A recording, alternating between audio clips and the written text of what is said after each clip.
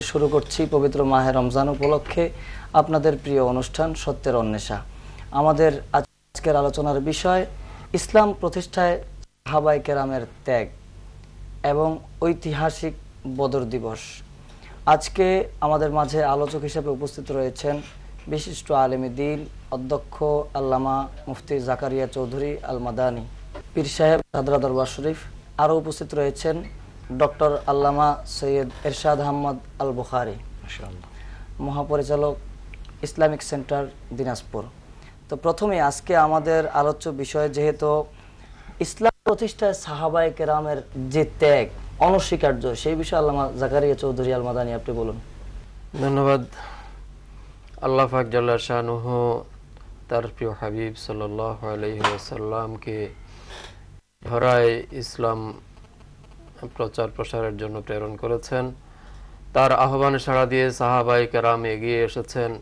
সকলেরই ত্যাগ অপরিসীম ছিল। তন্মধ্যে উদাহরণস্বরূপ শুধুমাত্র একজন সাহাবী পাক সাল্লাল্লাহু আলাইহি ওয়াসাল্লামের অত্যন্ত ঘনিষ্ঠ খলিফাতুল মুসলিমিন আউয়ালুল খলিফা, যিনি ছিলেন প্রথম খলিফা ইসলামের, তার একটা উদাহরণ বলছি। হযরত আবু বকর সিদ্দিক রাদিয়াল্লাহু তাআলা আনহু রাসূল পাক সাল্লাল্লাহু আলাইহি ওয়াসাল্লামের সাথে সবসময় অত্যন্ত ঘনিষ্ঠ হয়েছিলেন।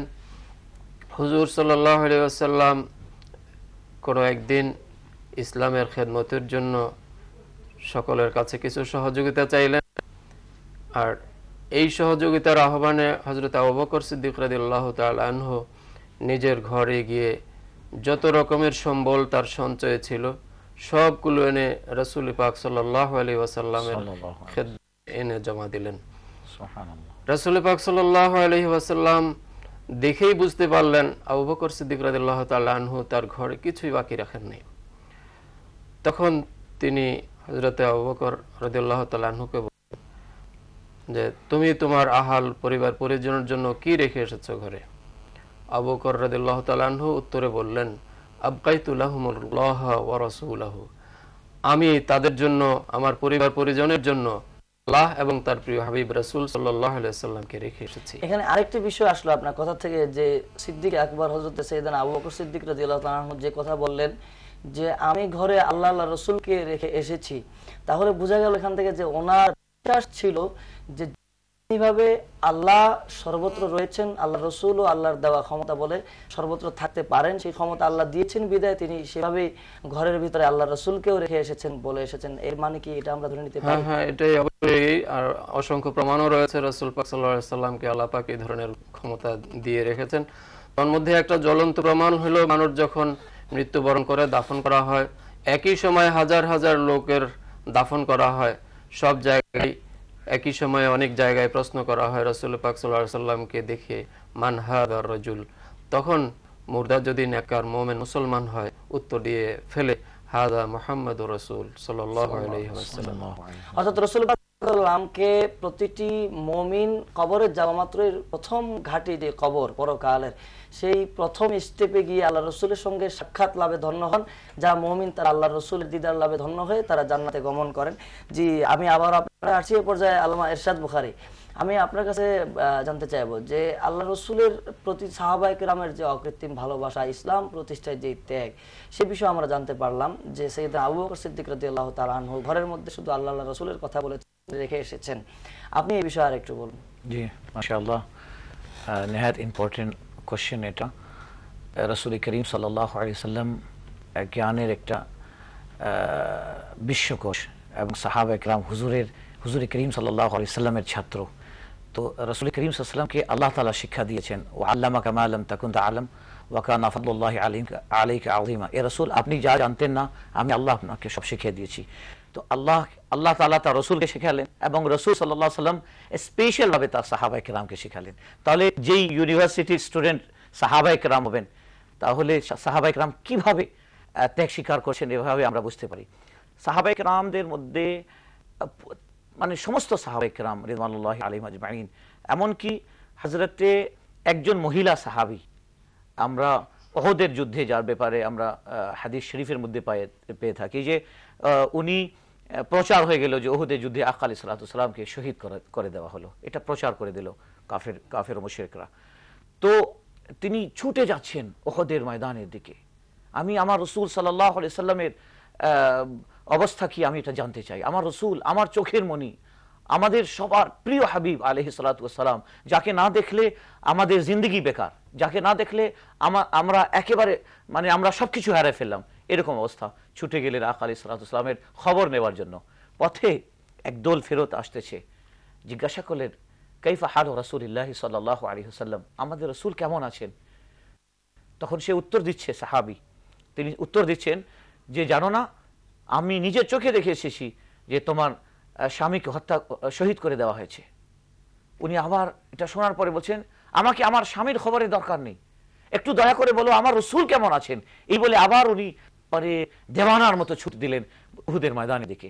আবার একদল ওদিক দিয়ে আসতেছে, জিজ্ঞাসা করলেন ওগো আমার রসুল আলাইহিস সালাতু ওয়াস সালামের কিছু খবর যদি জানো বলো, আমার রসুল কেমন আছেন।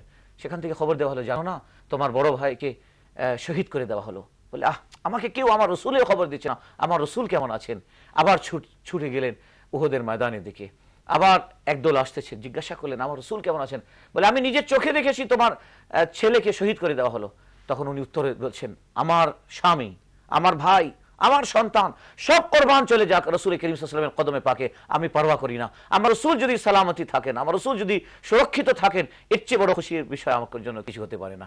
এটা তো একজন মহিলা সাহাবিয়া, তার এই অবদান।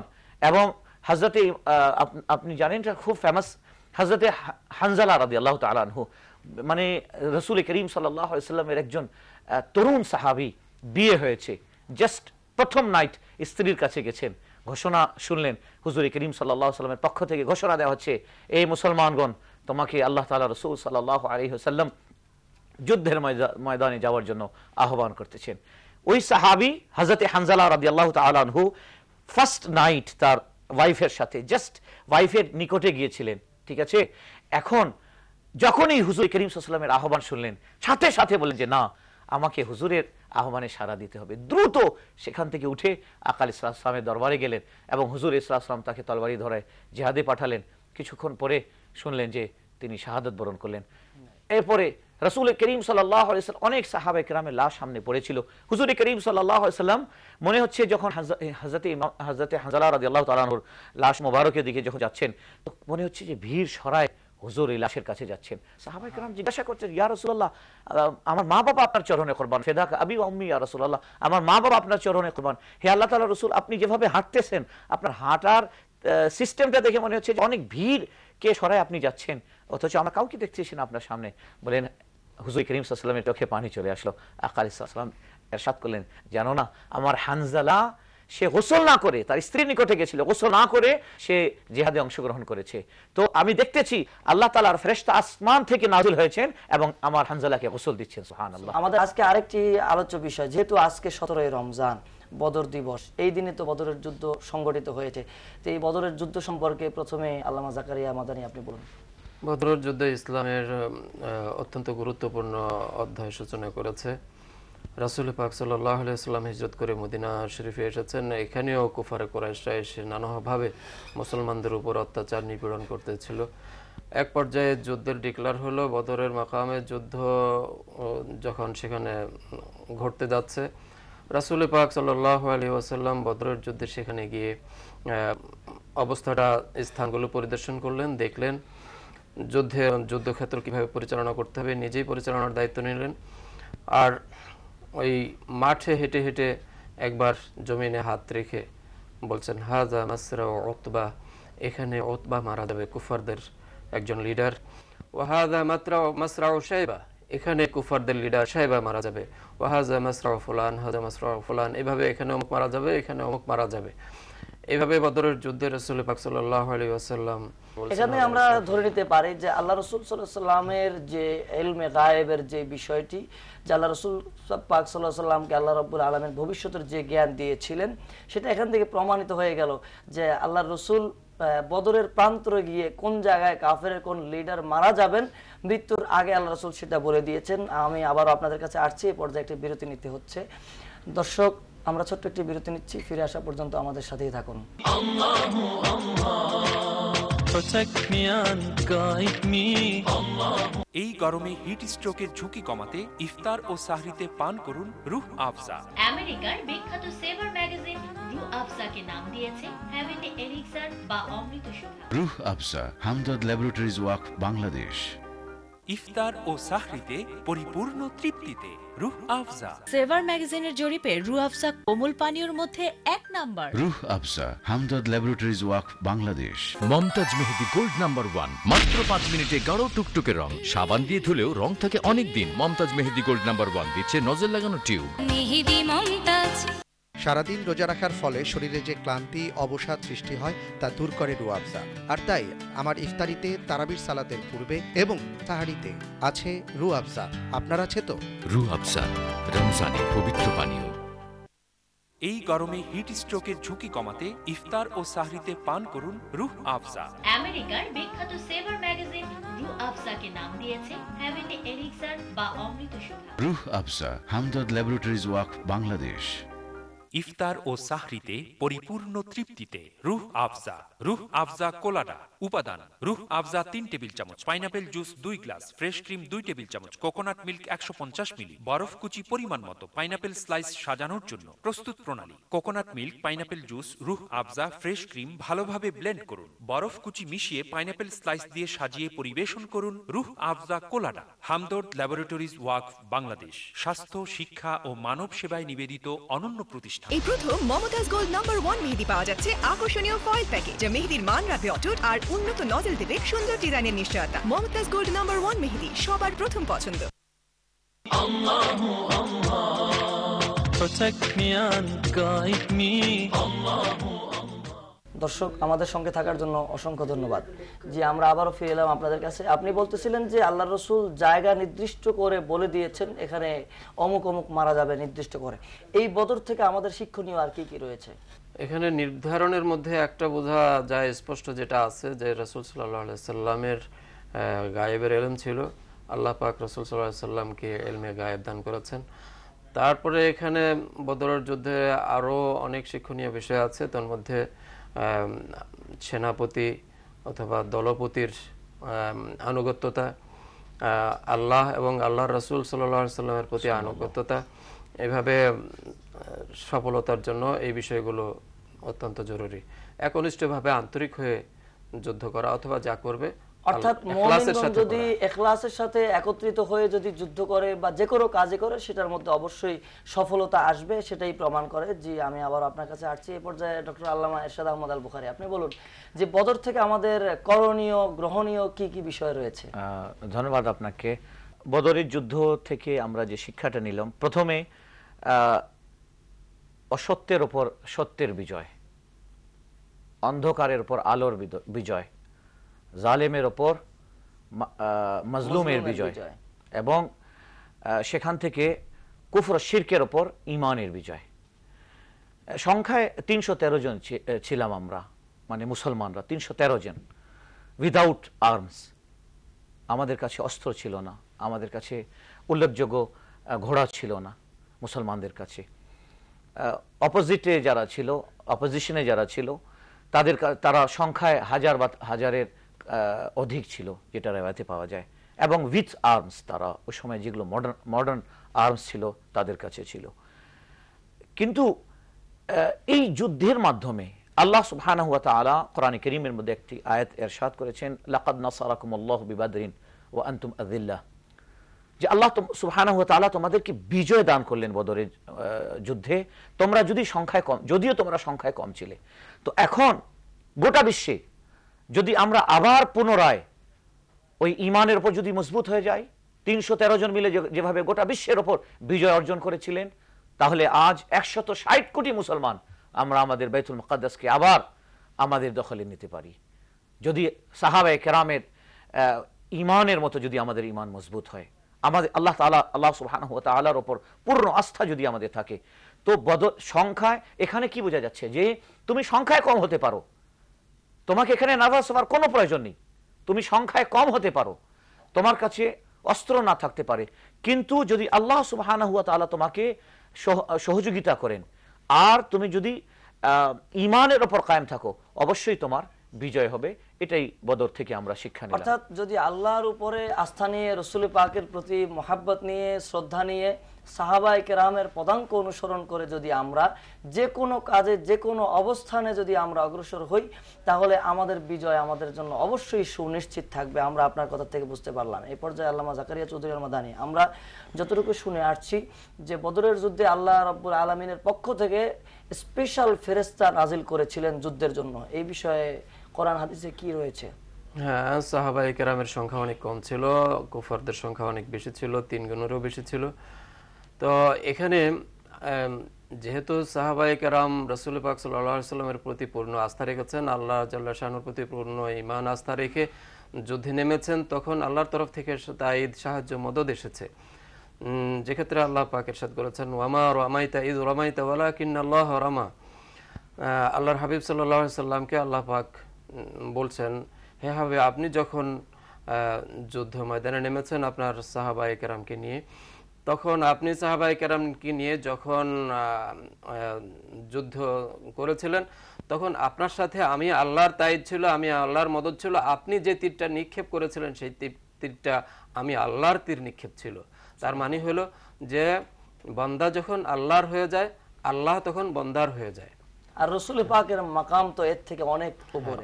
অনেক।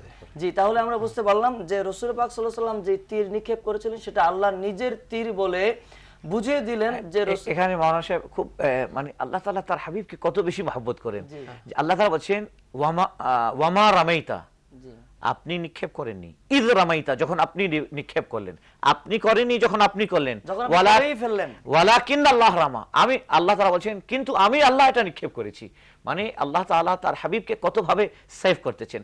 এখানে একটা আল্লামা মাদনী সাহেব খুব বিজ্ঞ আলেম, আলহামদুলিল্লাহ খুব সুন্দরভাবে সাজায় গুছিয়ে বললেন। এখানে যে ইলমে গায়বের বিষয়টা আসছিল, এখানে একটু পরিষ্কার করার আমি যদি আপনি আমাকে সুযোগ দেন।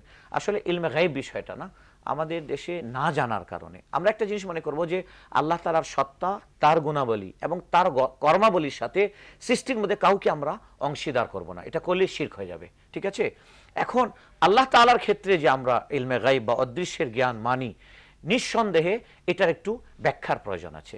ব্যাখ্যাটা কি? আল্লাহ তাআলার কাছে যে অদৃশ্যের জ্ঞান আছে এটা তার পার্সোনাল, এটা অসীম, এটা আনলিমিটেড, এটার স্টার্ট আর এন্ড নাই, শুরু এবং শেষ নাই। অপোজিটে যখন আল্লাহ ব্যতীত যখন রসুলের ক্ষেত্রে আমরা মানব, তাহলে রসুলের যে কাছে যে ইলমে গায়ব আছে, রসুলকে যে আল্লাহ তাআলা অদৃশ্যের জ্ঞান দিয়েছেন, যেটা বদরের দেখিয়ে দিলেন যে অমুক এখানে শাইবা এখানে মারা যাবে, উতবা এখানে মারা যাবে। সাহাবায়ে কেরাম বলছেন ওয়াল্লাহ, আল্লাহ তাআলার শপথ করে বলছি, রসুল যেই এরিয়াটা দেখিয়ে দিয়েছেন তার 1 ইঞ্চি আগে পিছে হয়নি। সুবহানাল্লাহ। তাহলে রসুল করিম সাল্লাল্লাহু আলাইহি ওয়াসাল্লামের কাছে যে অদৃশ্যের জ্ঞান আছে এটা আল্লাহ তাআলা দান করেছেন। এটাকে আমরা বলি ইলমে আতাই, দানকৃত। এটার সীমাবদ্ধতা আছে। কিন্তু এখানে আরেকটি কথা রয়েছে, রসুল পাকের জ্ঞানের যে একটা সীমাবদ্ধতা রয়েছে, সেই সীমাবদ্ধতাটা কি আমরা উম্মতের মধ্যে এরকম কোনো লিমিটেশন আছে কিনা যে আমরা উম্মতরা বলতে পারবো রসুলের জ্ঞানের সীমানা এতটুকু না, এটা আল্লাহর কাছে সীমাবদ্ধ? এটা তো আমাদের, আপনি কখন আপনি মাপবেন? যখন আপনার কাছে দাড়িপাল্লা থাকবে, আপনার জ্ঞান কতটুকু যে আপনি রসুলের জ্ঞান মাপবেন, এটা তো প্রশ্নই উঠে না। যদি কেউ রসুলের জ্ঞান মাপার দুঃসাহস করে তাহলে সে গোমরাহ পথভ্রষ্ট। অর্থাৎ আমাদেরকে এটাও আকীদা রাখতে হবে যে আল্লাহর রসুলের যে ইলমে গায়েব ছিল সেটা আল্লাহর কাছে লিমিটেড, কিন্তু আমাদের যে জ্ঞান সেই জ্ঞানের তুলনায় সেটাও আনলিমিটেড। নিঃসন্দেহে রাসূল করিম গোটা বিশ্বের ফাআওহা ইলা আবদিহি মা আওহা, আল্লাহ পাক তার প্রিয় হাবিবের কাছে ওহী করে যত জ্ঞান দিয়েছেন, কত পরিমাণে দিয়েছেন সেটা একমাত্র আল্লাহই ভালো জানেন। আর তার রাসূল মা আওহার মধ্যে সেটা বিষয়টা এটা মুতলাক নাই, মানে এটা মুকাইয়াদ নাই। ঠিক এভাবেই আপনার আল্লাহ তাআলা কি, আমি যে আয়াতে কারিমা তিলাওয়াত করলাম, আল্লাহ তাআলা বলছেন ওয়া আল্লামাকা মা লাম তাকুন তাআলাম। এ রাসূল আপনি যা যা জানতেন না, মা লাম তাকুন তাআলাম, এখানে পরিষ্কার যারা আরবি নিয়ে লেখাপড়া করছেন, মা লাম তাকুন তাআলাম, যা যা জানতেন না আমি আল্লাহ আপনাকে সব শিখিয়ে দিয়েছি। এই জন্য রাসূল করিম সাল্লাল্লাহু আলাইহি ওয়াসাল্লামকে যে আন-নবী আল-উম্মি বলা হয়, এটার অনেকেই অপব্যাখ্যা করে মূর্খ নবী বলে। নাউযুবিল্লাহ মিন যালিক। আল-নবী আল-উম্মি মানে হচ্ছে পৃথিবীতে যার কোনো ওস্তাদ নাই, আল্লাহ যাকে শিক্ষা দিয়েছেন, সুবহানাল্লাহ। অর্থাৎ যিনি সমস্ত নবীদের নবী, যার ওস্তাদ স্বয়ং রব্বুল আলামিন, পৃথিবীর কোনো বিদ্যালয় বা পাঠশালায় গিয়ে ওনাকে শিক্ষা অর্জন করতে হয়নি। তো আজকে যদিও আমাদের এই বিষয়টা ছিল না, আজকে আমরা এখান থেকে আপনাদের উভয়ের কাছ থেকে জানতে পারলাম। এখন আমরা প্রশ্ন উত্তর পর্বে চলে যাচ্ছি। আমার এক দর্শক, তিনি নাম প্রকাশ করেননি, ঢাকা থেকে আপনি জানতে চেয়েছেন মিলাদ কিয়াম জায়েজ আছে কি। অবশ্য আমরা ইতিমধ্যে এই প্রশ্নগুলোর উত্তর দিয়েছি, তারপরে যেহেতু প্রশ্ন করেছেন আল্লামা জাকারিয়া মাদানী, আপনি সংক্ষেপে একটু বলুন যে মিলাদ কিয়াম কি ইসলামে বৈধ না অবৈধ? মিলাদ কিয়াম ইসলামে বৈধ, এটা আসলে রাসূল পাক সাল্লাল্লাহু আলাইহি সাল্লামের তাজিমের সাথে সম্পর্কিত। মিলাদ শরীফে রাসূল সাল্লাল্লাহু আলাইহি সাল্লামের দুনিয়ায় আগমন সম্পর্কে আলোচনা করা হয়, এটাই হলো মিলাদ। তো এর সাথে কতগুলো কাজ আছে, তেলাওয়াত, হামদ, নাত, সালাতু সালাম, এই মিলে পুরা মিলাদ শরীফ। এই মিলাদ শরীফ পড়ার মধ্য দিয়ে দাঁড়িয়ে রাসূল পাক সাল্লাল্লাহু আলাইহি সাল্লামকে সালাম পেশ করা, এটা আদব, তাজিম। আর এই তাজিমটা আজ থেকে শত শত বছর পূর্বে রাসূল সাল্লাল্লাহু আলাইহি সাল্লামের পর থেকে সাহাবা, রাসূল সাল্লাল্লাহু আলাইহি সাল্লামের সময়ই ধরি, যে রাসূল সাল্লাল্লাহু আলাইহি সাল্লাম যখন মসজিদে নববীতে আসতেন আবার যেতেন, তখন সাহাবায়ে কেরাম রাসূল সাল্লাল্লাহু আলাইহি সাল্লামের শানে তাজিমে দাঁড়িয়ে যেতেন। যখন আসতেন তখনও দাঁড়িয়ে যেতেন, যখন আবার ফিরে যেতেন বাসার দিকে অথবা যেদিকে মসজিদ থেকে বেরিয়ে যেতেন ওই জামাত থেকে, ইজতিমা থেকে, তখনই আবার সাহাবায়ে কেরাম দাঁড়িয়ে যেতেন। হাদিস শরীফে এসেছে এই প্রসঙ্গে, ওই পর্যন্ত আমরা দাঁড়িয়ে থাকতাম যতক্ষণ পর্যন্ত রাসূল পাক সাল্লাল্লাহু আলাইহি সাল্লামকে দেখা যেত। এই বিষয়ে আল্লামা ডক্টর এরশাদ আহমদ আল বুখারী, আমি আপনার কাছে জানতে চাইবো যে বুখারী শরীফের মধ্যে একখানা হাদিস রয়েছে, ইজা উকিমাতিস সালাতু ফালা তাকুমু হাত্তা তারাউনি। আল্লাহ রসুল বলেন যে ইকামতের সময় তোমরা তখনই দাঁড়াবা যখন আমাকে দেখবা। এখন আল্লাহ রসুল হুজরা শরীফ থেকে কখন বের হতেন আর আমরা কখন দাঁড়াবো? আলহামদুলিল্লাহ, আমাদের কিতাব হানাফি মাযহাবের বিখ্যাত কিতাব শারহ ওয়াকায়া এর প্রথম খণ্ড 51 নম্বর পেজ, বাবুল আযানি ওয়াল ইকামা, এখানে স্পষ্টভাবে আরবিতে ইবারত আছে, ওয়ালা ইয়াকুমুল ইমামু ওয়ালাল কওমু হাত্তা ইয়াকুলুল মুআযযিনু হাইয়া আলাল ফালাহ। ইমাম এবং মুক্তাদি উভয় পক্ষ কখন দাঁড়াবে?